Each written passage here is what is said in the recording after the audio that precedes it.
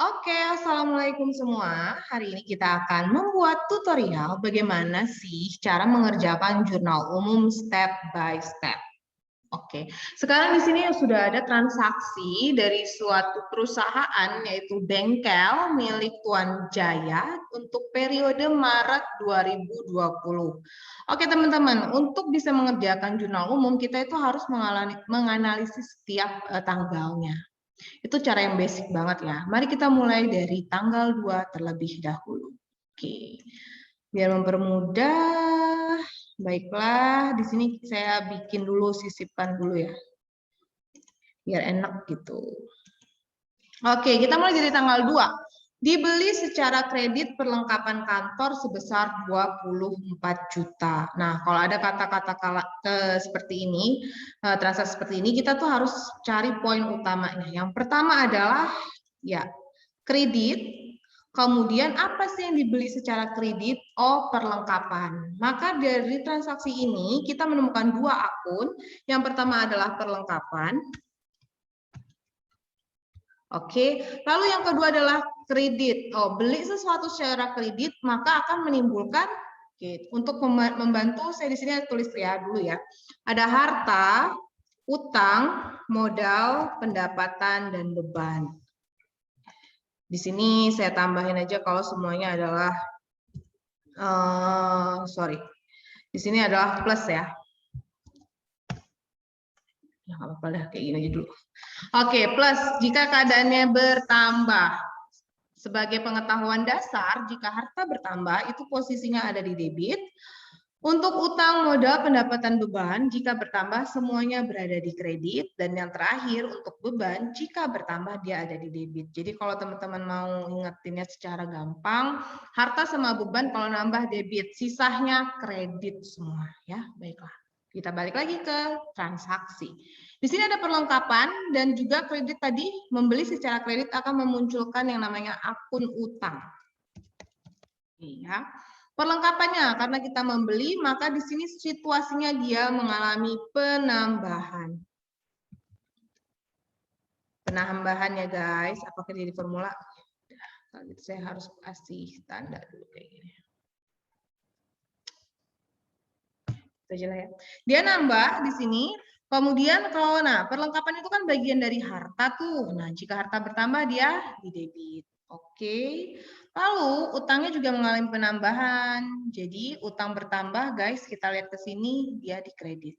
Nah, sekarang kalau sudah tahu akun yang muncul apa, posisinya di mana, maka yang ke analisis yang ketiga adalah berapa jumlah nominalnya atau uangnya. Di sini sudah disebutkan tadi ada 24 juta.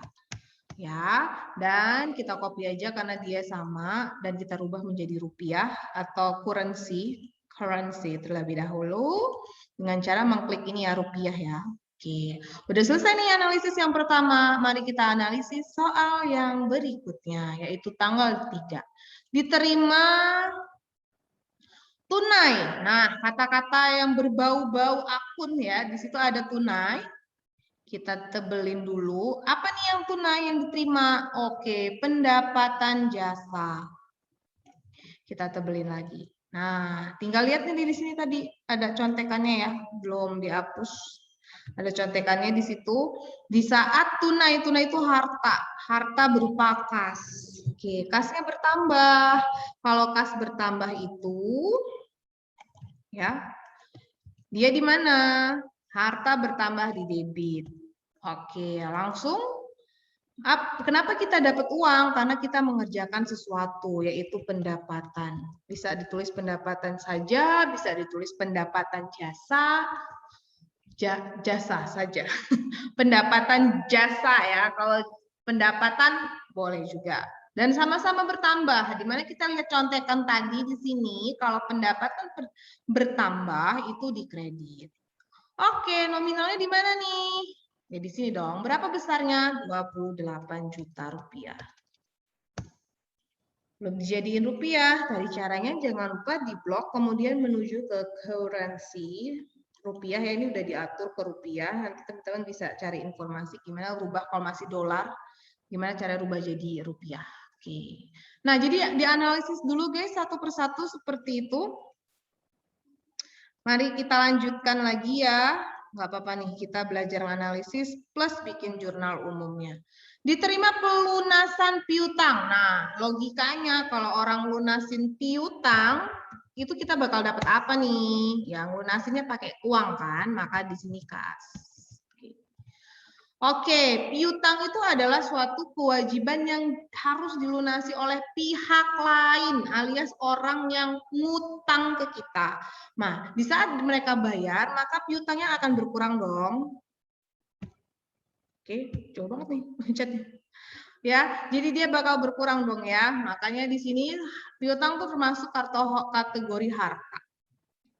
Harta berkurang, maka dia ada di kredit. Nah, karena dia sudah melunasi utangnya ke kita, jadi piutangnya itu udah berkurang, dapat apa kita? Dapat uang.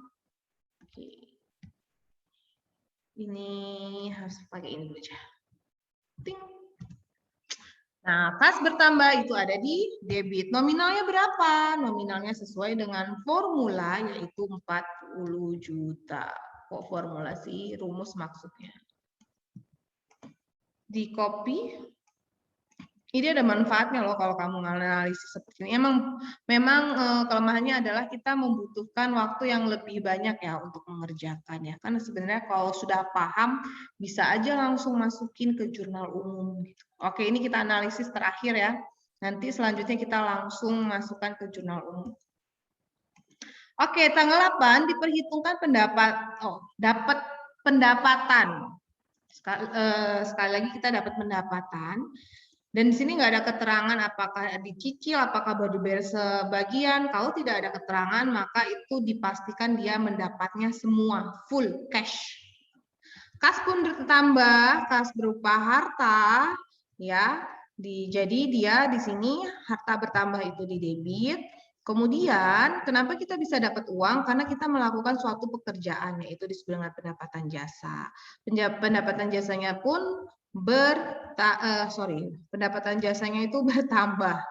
Banyak banget ya itu yang keluar ya. Bertambah, oke, maka kembali lagi ke contekan teman-teman di sini, pendapatan bertambah itu di kredit. Kalau personally, kalau kamu bikin contekan kayak gini, kayak guru nggak bakal marah deh ya. Kan cuman keterangan aja posisi bertambah, berkurang gitu ya. Dan kita langsung ke nominalnya aja, berapa? Nominalnya itu 60 juta rupiah. Oke. Kita copy aja, langsung kita jadiin rupiah. Biar enak lihatnya kayak gini. Oke, ini udah contoh menganalisis ya. Teman-teman dipersilahkan untuk menganalisis ini nanti sendiri setelah video ini atau sebelum kita bahas lebih lanjut. Tapi sekarang kita bakal lanjut ke pembuatan jurnal umum. Jadi kalau teman-teman sudah selesai semua menganalisis sampai tanggal transaksi yang terakhir, step selanjutnya adalah membuat jurnal umum. Nah, tabel jurnal umum itu sangat sederhana sekali ya, sangat simple, di mana hanya ada tanggal, ya guys, kemudian ada keterangan, ada referensi yang bermanfaat sebagai penanda untuk step selanjutnya, lalu ada debit dan kredit. Sengaja ini saya kasih space satu kolom untuk digunakan sebagai pengisian tanggal. Kita gabungkan sel terlebih dahulu, kita bagusin dulu bentuknya. Oke, kalau dianggap sudah sangat bagus ya dan rapi, mari kita kasih border atau garis. Oke, di sini transaksinya disebutin nggak sih periodenya kapan? Nah, gini guys, ini kita contekannya kan udah selesai dipakai ya, tapi masih dipakai ya nggak apa-apa. Nah, jadi di sini untuk membuat jurnal umum setelah tabel, biasanya kita tuh harus memberi identitas. Susah banget ngomong identitas. Kita harus bikin identitas dulu. Ini nih lagi buat apa gitu. Punyanya siapa, periodenya kapan. Jadi kita tulis dulu nih nama perusahaannya. Di sini kita nulisnya Bengkel Tuan Jaya. Gitu aja nggak apa-apa guys. Yang penting harus tahu itu apa, siapa gitu ya. Lalu di sini kita sudah tahu bengkel jaya. Ini mau bikin apa sih? Kita mau bikin jurnal umum. Oke, ini ditengahin ya, biar enak lihatnya. Jurnal umum periode kapan? Oh, periodenya itu bulan Maret tahun 2020. Tulis aja periode Maret 2020. Oke, kayak gini dah. Ini identitas ya, yang dimaksud dengan identitas jurnal umum. Oke, sudah kita buat bagus, rapi, mau dikasih warna, ya terserah teman-teman masing-masing, karena ini tergantung visual atau tidaknya kalian ya. Mari kita langsung, di sini ada tanggal, kita tulis tahun terlebih dahulu, karena dia yang mengalami perubahannya lama kan, kemudian Maret bulannya. Maret, oke. Boleh dicakepkan, ya boleh gini lah ya. Mari kita mulai dari tanggal 2. Tanggal 2 tadi kan udah kita analisis, di mana kita dapat muncul akun perlengkapan sama utang. Nah, syarat untuk bisa masuk ke jurnal umum adalah setelah kita analisis, yaitu harus mendahulukan akun yang berada di sebelah debit. Apapun akunnya, berapapun nominalnya, harus debit duluan yang masuk. Ya guys, kenapa? Karena kan di sini waktu bikin tabelnya debit yang memang pertama dibuat, yang ditulis gitu. Yuk kita masukkan dulu yang debit di tanggal 2 ada si perlengkapan. Jadi mau gampangnya lagi tadi kan udah ngetik kan di awal. Kita tulis aja sama dengan klik ke sini lalu enter.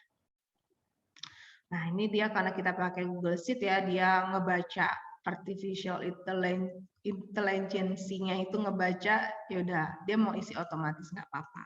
Tapi di sini itu harus karena dia utang ada di kredit, kita tidak boleh mensejajarkan di keterangan, nggak boleh sejajar.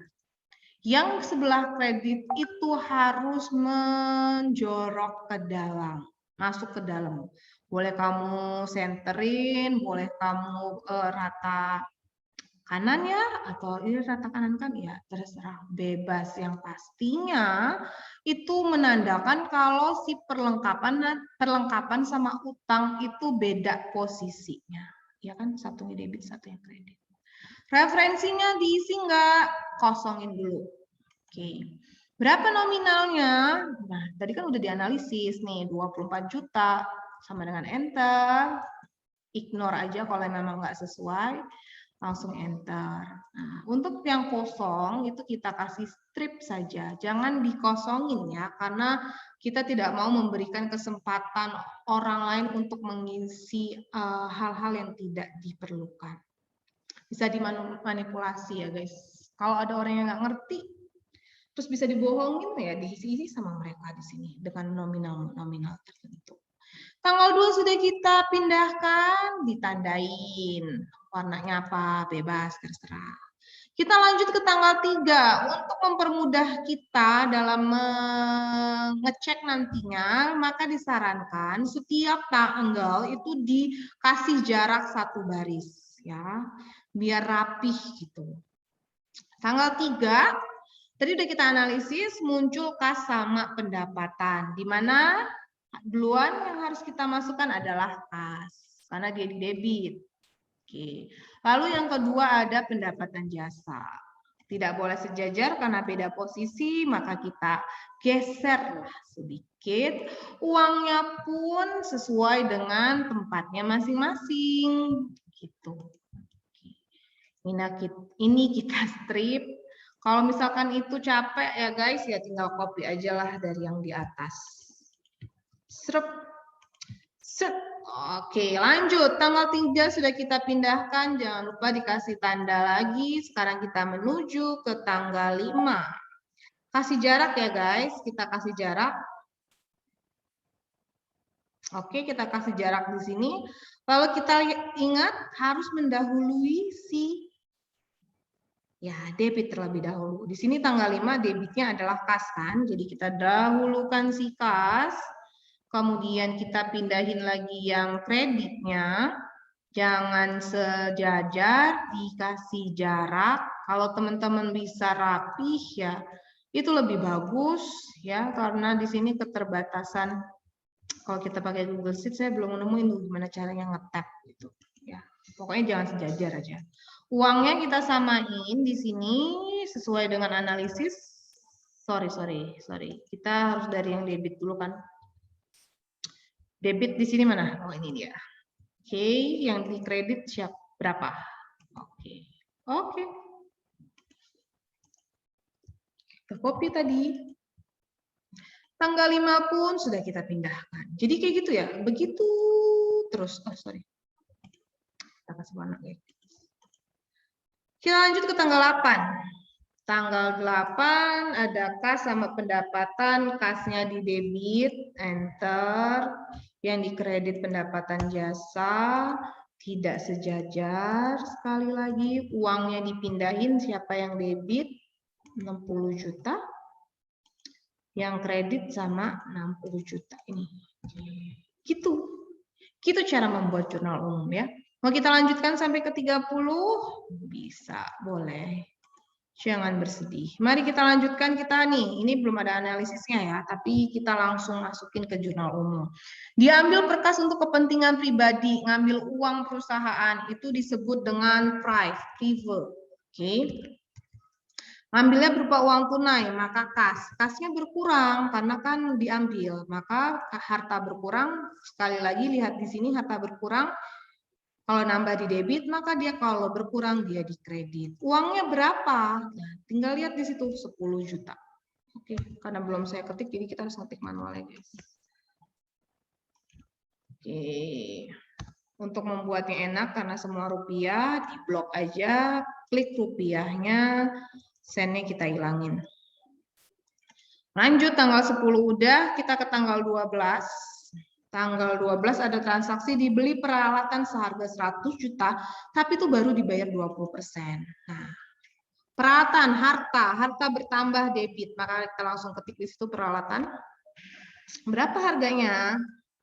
100 juta. Ketik aja 100 juta. Oke. Bayarnya lunas apa enggak? Oh, baru dibayar 20% nih. Jadi 20% dari 100 berapa? Kita hitungnya nanti ya. Bayarnya pakai apa? Bayarnya pakai kas. Kasnya bertambah apa berkurang? Berkurang. Jadi kalau harta berkurang, kredit ya. Kita posisikan di sini, uangnya di sini. Dibayarnya baru 20%. Langsung aja pakai formula sama dengan 20% dikaliin dari harga belinya berapa. Langsung kan?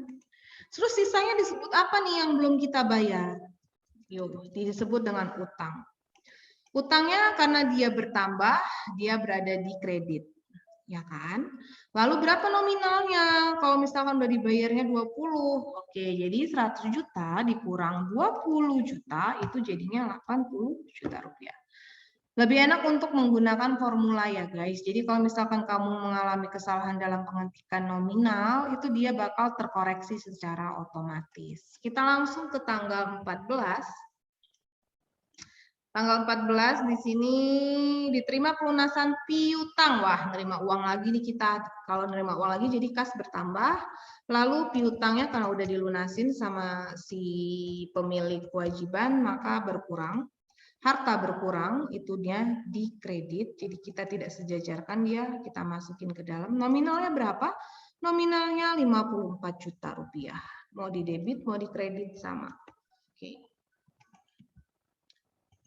Oke, lanjut. Nanti ya, kasih stripnya terakhir aja. Tanggal 15. Tuan Jaya ini ternyata suka ngambil uang ya guys, suka ngambil uang perusahaan. Nah, sekali lagi untuk mengambil uang dan untuk kepentingan pribadi itu disebut dengan prive, yang diambil berupa uang tunai, maka yang berkurang adalah harta berupa kas. Jadi untuk debitnya itu sebesar 54 juta. 7,6 beb. 7.600.000 ya, sorry ya. Oke.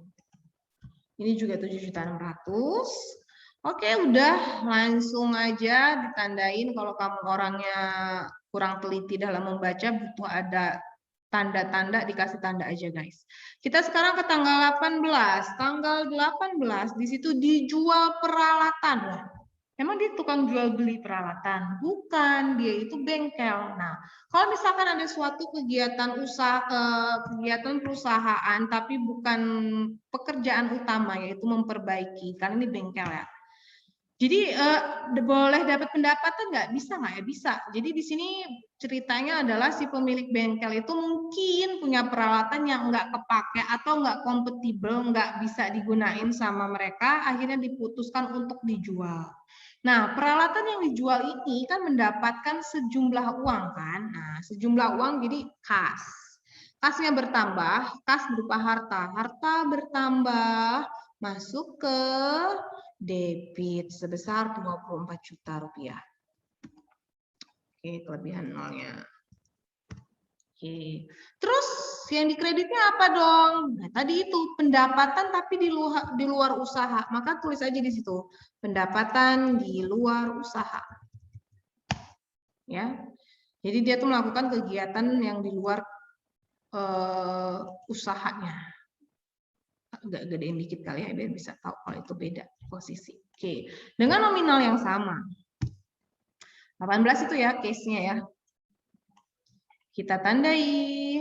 Lanjut ke tanggal 20. Oke, ini lumayan nih ya.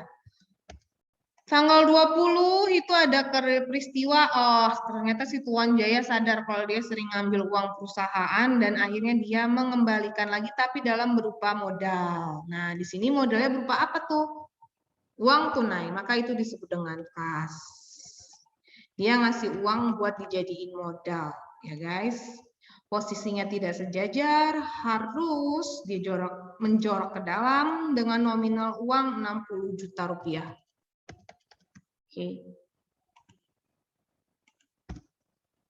Lanjut, kita ke tanggal 21. Ditandain kalau kamu memang tidak telitian ya. Tanggal 21 mendapatkan pendapatan, tapi baru diterima setengahnya.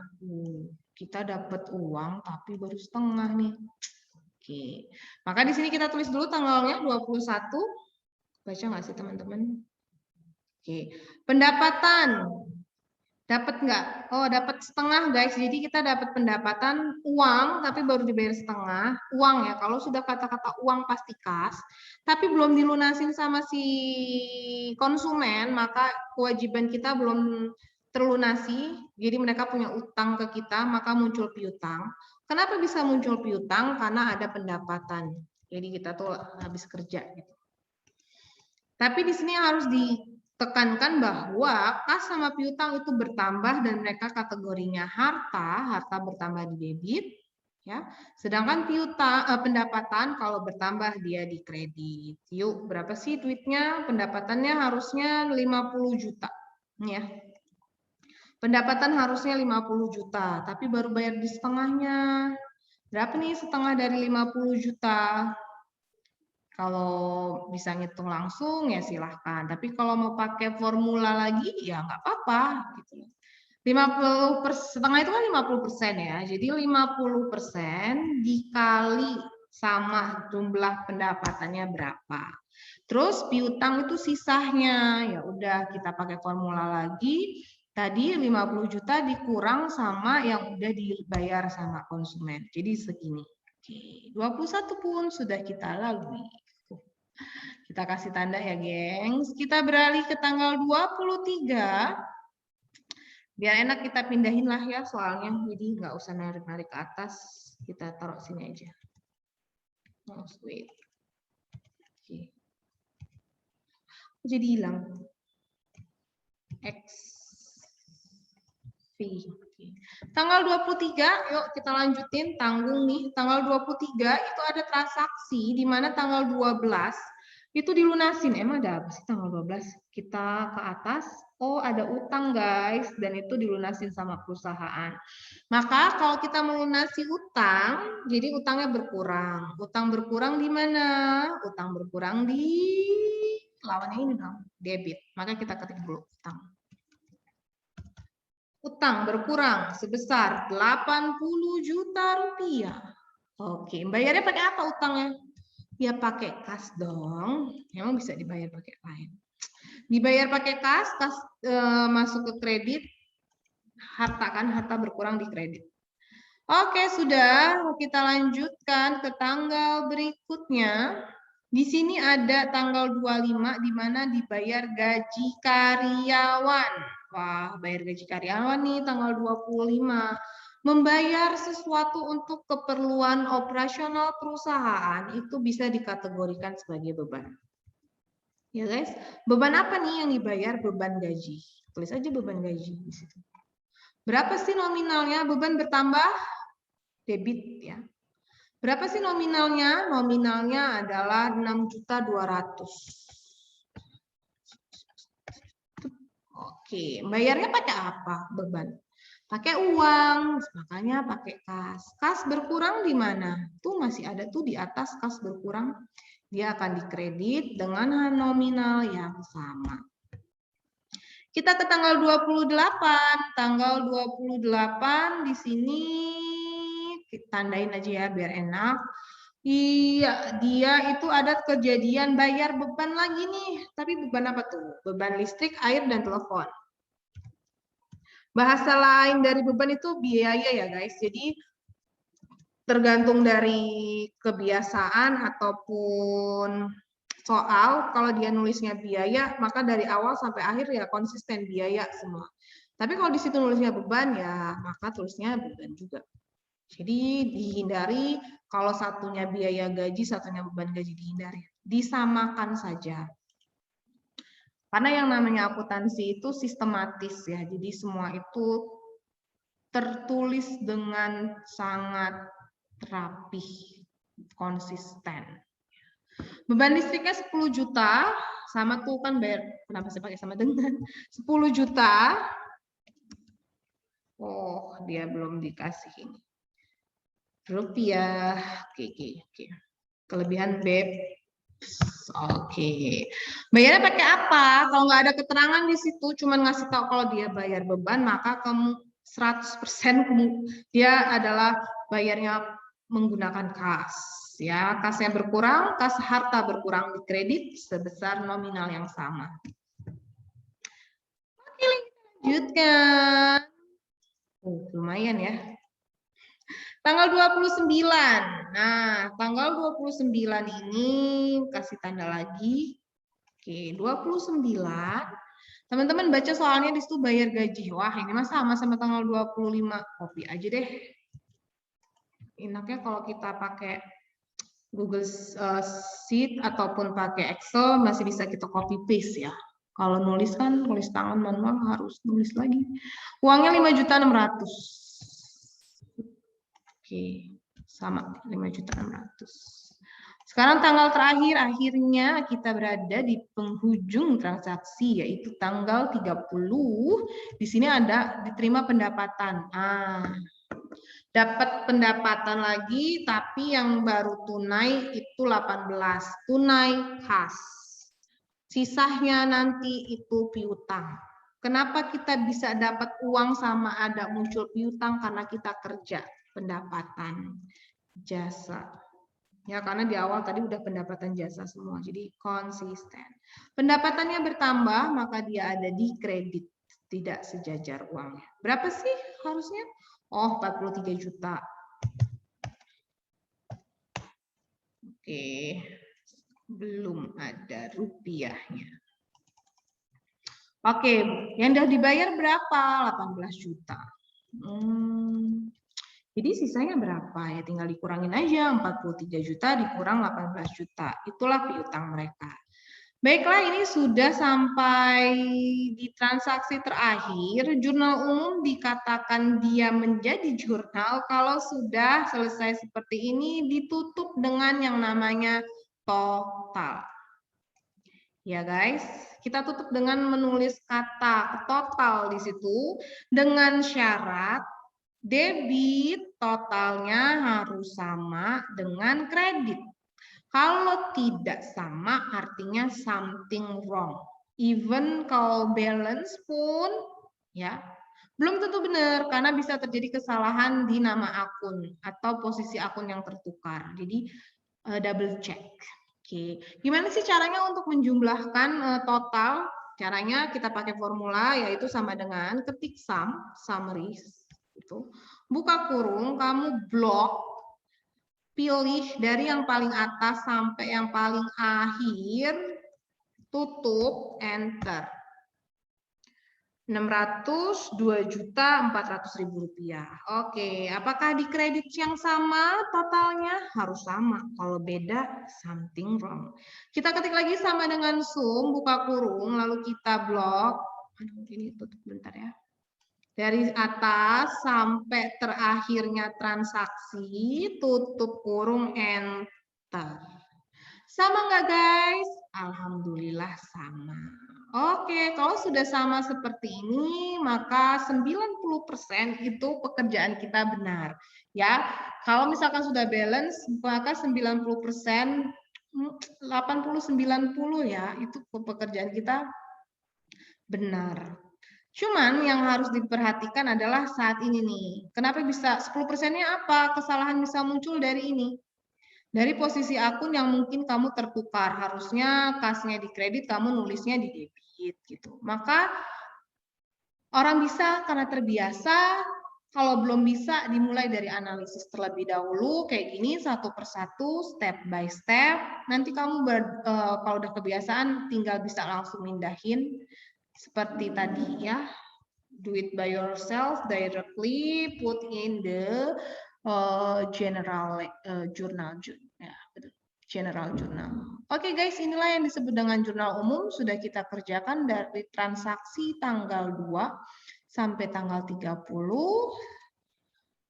Ya, di mana tabelnya itu hanya terdiri dari tanggal, kemudian keterangan debit dan kredit. Syarat untuk bisa masuk adalah didahulukan semua akun yang berada di debit.